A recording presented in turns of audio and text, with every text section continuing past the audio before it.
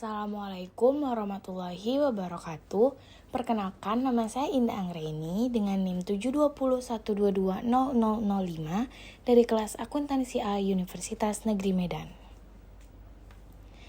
Pada video kali ini, saya akan menjelaskan tentang laporan arus kas metode langsung dengan mata kuliah Akuntansi Keuangan 2 yang diampu oleh dosen Bapak Dr. Andes Jumiadi Abdiwinata SE MSI AK. Yang pertama, dalam video ini saya akan membahas tentang definisi laporan arus kas. Apakah arti dari laporan arus kas itu sebenarnya? Laporan arus kas atau cash flow statement atau statement of cash flow adalah bagian dari laporan keuangan suatu perusahaan yang dihasilkan pada suatu periode akuntansi yang menunjukkan aliran masuk dan keluar uang kas perusahaan. Dalam arti sempit, laporan arus kas artinya sebuah laporan keuangan yang menyajikan arus kas masuk dan kas keluar dari sebuah perusahaan. Laporan arus kas juga menyediakan informasi yang berguna tentang pola pinjaman perusahaan, pembayaran kembali, investasi oleh pemilik, dan dividen. Yang kedua, ada manfaat laporan arus kas. Manfaat laporan arus kas, di sini saya memberikan 4 manfaat. Yang pertama, ada memberikan informasi yang memungkinkan para pengguna untuk mengevaluasi perubahan dalam aset bersih entitas, struktur keuangan, likuiditas dan solvabilitas, dan kemampuan mempengaruhi jumlah serta waktu arus kas dalam rangka penyesuaian terhadap keadaan dan peluang yang berubah.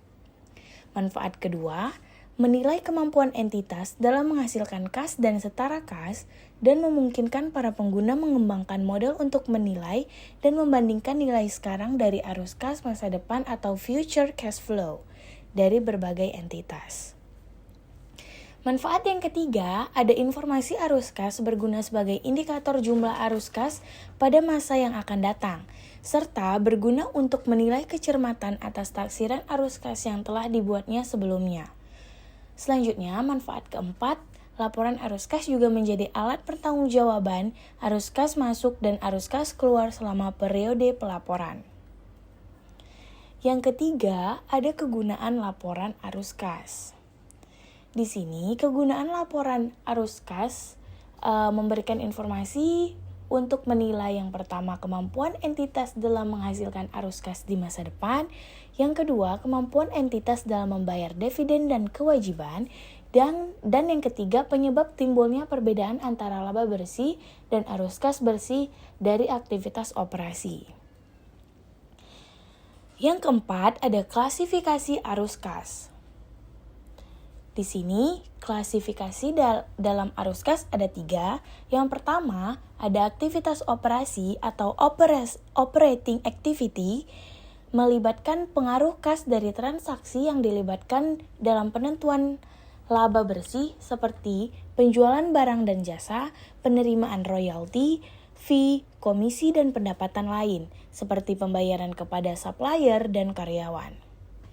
Yang kedua, ada aktivitas investasi atau invest in activities, meliputi pemberian dan penagihan pinjaman serta perolehan dan pelepasan investasi, baik hutang maupun ekuitas, serta properti pabrik dan peralatan seperti pembelian aktiva tetap, termasuk biaya pengembangan yang dikapitalisasi, perolehan investasi, penjualan aktivitas tetap dan investasi. Dan yang terakhir ada aktivitas pembiayaan atau pendanaan atau financing activities. Melibatkan pos-pos kewajiban dan ekuitas pemilik.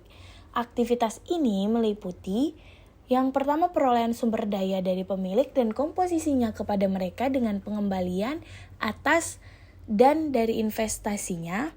Dan yang B itu ada pinjaman uang dari kreditor serta pelunasannya seperti emisi saham, pembayaran dividen, pelunasan pinjaman. Yang kelima, klasifikasi arus kas masuk dan arus kas keluar yang umum.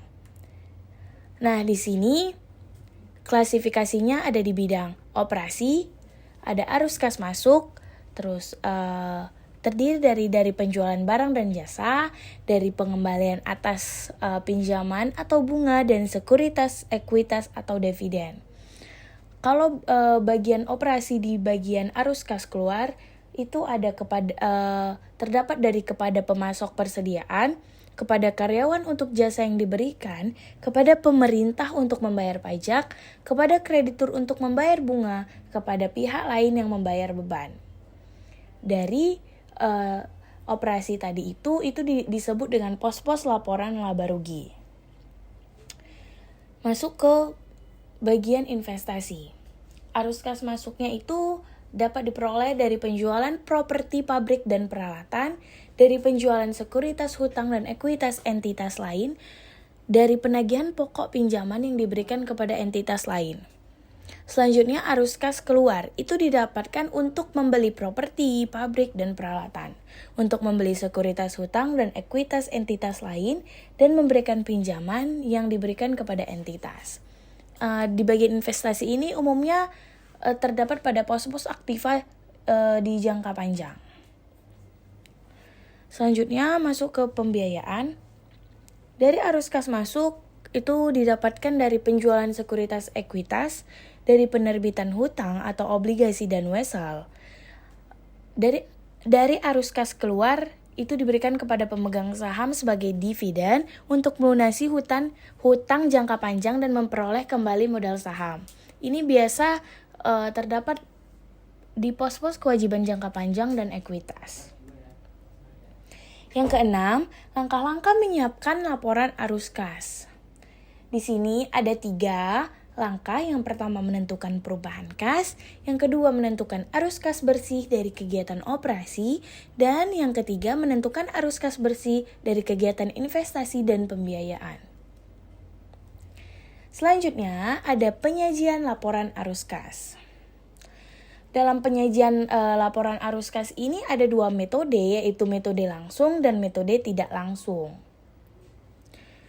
Kita lanjut ke komponen laporan arus kas dengan metode langsung. Yang pertama itu memiliki sumber jelas. Gunanya untuk komponen dasar dari arus kas, metode langsung memang di dalam penyusunan dan pembuatan laporannya didasarkan pada sumber yang jelas, di mana biasanya sumber data yang didapatkan untuk metode ini sendiri merujuk pada data buku, kas bank, dan buku kas kecil. Selain itu, data dan pembuatan laporan dalam metode langsung terdiri juga dari rekening koran dan juga struk cek yang dimiliki. Sumber data yang digunakan sendiri harus bisa memberikan informasi mengenai seluruh data pengeluaran dan pemasukan dari keuangan perusahaan itu. Sehingga ketika akan membuat sebuah penyusunan laporannya akan menjadi jelas. Selain itu, ketika ada kegiatan investasi lanjutan dan pembiayaan datanya tidak bisa juga mampu dipertanggungjawabkan. Yang kedua terdiri dari data aktivitas operasional. Untuk komponen lanjutnya, dari arus kas metode langsung sendiri terdiri atas aktivitas operasional jalannya perusahaan atau lembaga, di mana di dalamnya terdiri dari berbagai data pengeluaran, pemasukan, penjualan produk, hingga operasional kerja. Semua data tersebut harus masuk dan harus ada pencatatannya, kemudian dimasukkan dalam bagian penyusunan arus kas. Misalnya, berisi bukti pengeluaran guna pembiayaan lokasi kerja dan kendaraan operasional atau data pembelian suatu produk pendukung kerja.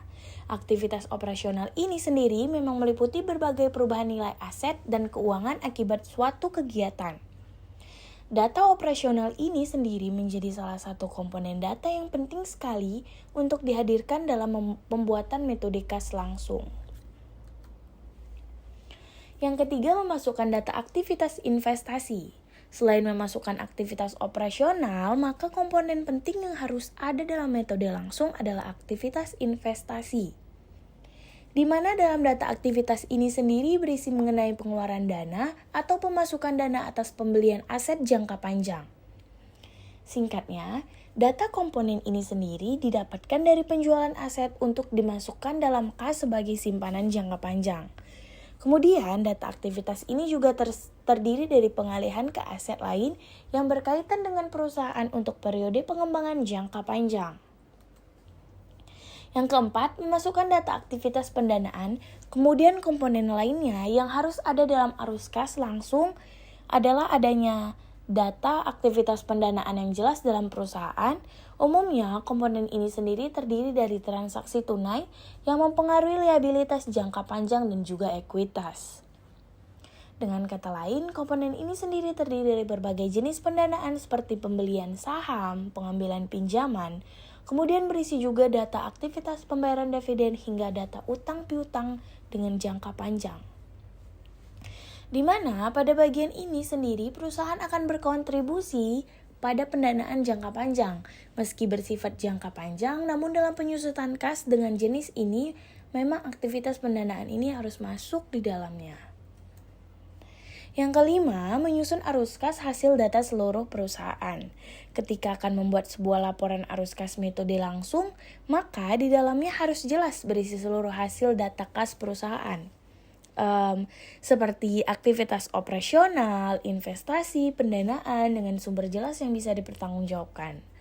Semua komponen di atas tidak bisa dihilangkan atau dipangkas jika menggunakan metode yang satu ini. Adapun keunggulan metode langsung dan tidak langsung. Mari kita lihat. Perbedaan pertama dari laporan langsung dan tidak langsung dapat dilihat dari cara penyusunannya. Nah, pada metode langsung, penyusunannya dilakukan berdasarkan pada buku kas atau bank. Untuk metode ini, harus melaporkan kelompok-kelompok penerimaan dan pengeluaran kas dari kegiatan operasional perusahaan. Kemudian dilanjutkan dengan kegiatan investasi dan pembiayaan. Sedangkan pada metode tidak langsung, penyusunannya dilakukan berdasarkan laporan laba rugi dan neraca. Dengan metode ini, laba rugi bersih harus disesuaikan dengan cara mengkoreksi pengaruh dari transaksi bukan kas, penangguhan atau akrual dari penerimaan atau pembayaran kas untuk kegiatan operasional di masa lalu dan di masa depan, serta unsur penghasilan atau beban yang berkaitan dengan arus kas investasi atau penerimaan. Ini ada contoh format laporan arus kas dengan metode langsung. Yang saya buat, ini ada arus kas dari kegiatan usaha. Contoh formatnya ini, arus kas dari kegiatan usaha, itu ada penerimaan uang dari pelanggan, penerimaan jumlah uang membayar utang dan gaji, penerimaan bunga, penerimaan dividen, pelunasan pajak, lalu dijumlahkan semua penerimaan dan pelunasan, kita jumlahkan dapatnya jumlah kas dari kegiatan usaha. Itu kita totalkan. Selanjutnya kita masuk ke bagian arus kas dari kegiatan investasi. Kita masukkan pembelian-pembelian apa saja. Seperti ini, pembelian mesin, penjualan mesin lama, terus lalu kita jumlahkan. Maka dapatlah hasil jumlah kas dari kegiatan investasi tersebut. Selanjutnya dari bagian arus kas dari kegiatan pendanaan, ada penjualan obligasi, emisi saham, pembayaran dividen, pelunasan kredit dari bank kita masukkan ke dalam arus kas dari kegiatan pendanaan yang ada di data, lalu kita jumlahkan, maka lalu dapatlah jumlah kas dari kegiatan pendanaan tersebut. Kenaikan kasnya kita jumlahkan, saldo awal kasnya, lalu kita dapat saldo awal kas, dan akhirnya kita dapat saldo kas akhir periode. Terima kasih sudah menonton video ini. Mohon maaf jika PowerPoint atau video saya banyak kurangnya. Wabillahi taufiq wal hidayah. Wassalamualaikum warahmatullahi wabarakatuh.